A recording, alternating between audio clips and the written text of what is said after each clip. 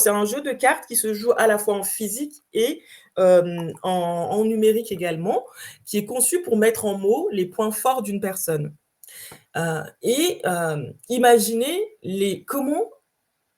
utiliser les points forts d'une personne dans sa vie professionnelle et aussi comment développer certaines compétences essentielles pour réussir. On peut avoir des talents, mais si on n'est pas persévérant, si on n'est pas, on ne sait pas travailler en équipe, si on n'arrive pas, à créer des alliances, ou si on n'arrive pas à gérer son temps, ben, on peut se retrouver bloqué. Donc l'idée ici, hein, c'est d'arriver à, développer certaines aptitudes, en complément de nos points forts, hein, en relevant des défis. Et donc, ce jeu a inspiré de différentes, études qui montrent que chaque personne a des points forts, a des talents, a des forces de caractère, hem, a,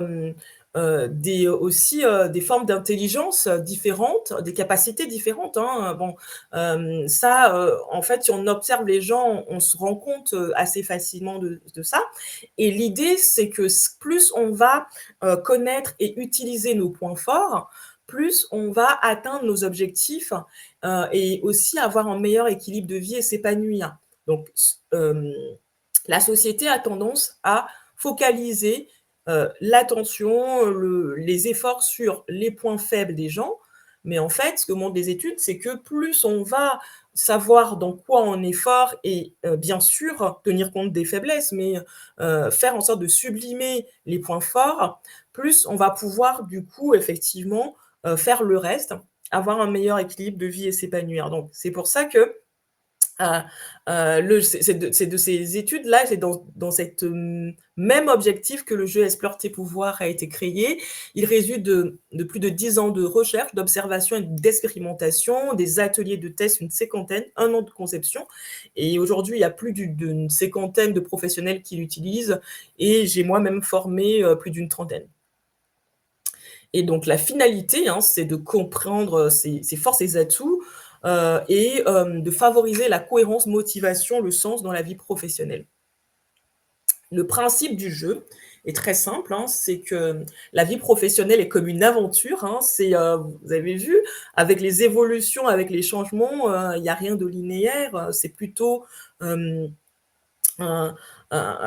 une des quêtes, c'est plutôt, des recherches permanentes. Donc l'idée, c'est vraiment dans ce jeu, c'est de concevoir, hein, d'imaginer la vie professionnelle comme, une aventure où on va chercher certaines forces, les talents, les savoir-faire, les sources de détente, les sources d'inspiration,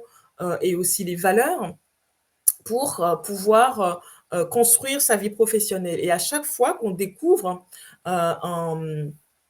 justement une force, on va synthétiser ces forces-là grâce à des petites cartes trophées. C'est des petites cartes dans lesquelles on peut écrire justement, vous avez vu dans les compétences importantes, hein, il y a l'esprit de synthèse, hein, donc c'est aussi arriver à synthétiser,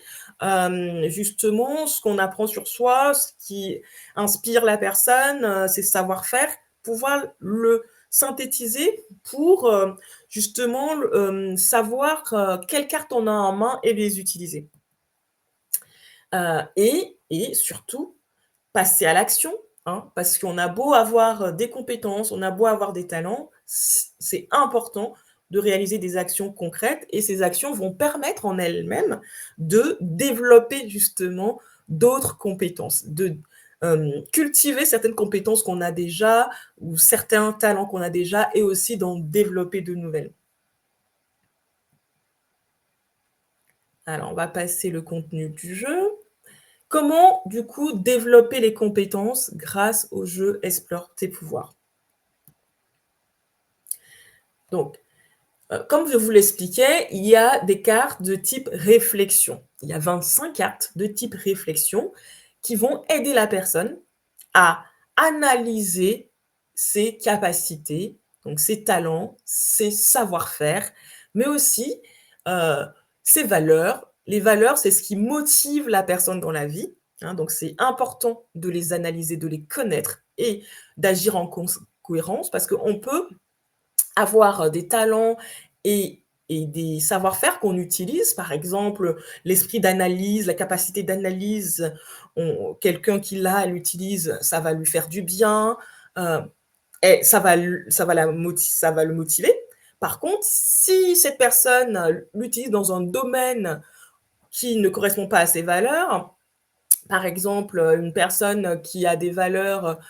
fortes vis-à-vis de l'environnement et qui va utiliser ses compétences analytiques dans un domaine où, voilà, il y a aucune notion, aucune conscience de la, hem, pour prendre soin de l'environnement, il y a des chances qu'elle soit démotivée. D'où l'importance, voilà, d'avoir une réflexion pour pouvoir développer cette conscience de soi qui va aussi agir en motivation de soi. Et il y a tout ce qui est inspiration. L'inspiration est importante parce que, hem, chaque personne a ses propres connaissances, mais, a besoin aussi des connaissances, à l'extérieur. Ça peut être des livres, ça peut être des personnes qui vont l'éclairer. Et à la fin, on a aussi tout ce qui ressource la personne, c'est la capacité, hein, à savoir gérer son stress, à savoir, se ressourcer, prendre des forces pour pouvoir avancer, pour pouvoir tenir le cap. Donc les 25 cartes pouvoir facilitent cette réflexion, pour pouvoir justement prendre conscience de ce qu'on appelle les pouvoirs dans le jeu, c'est-à-dire les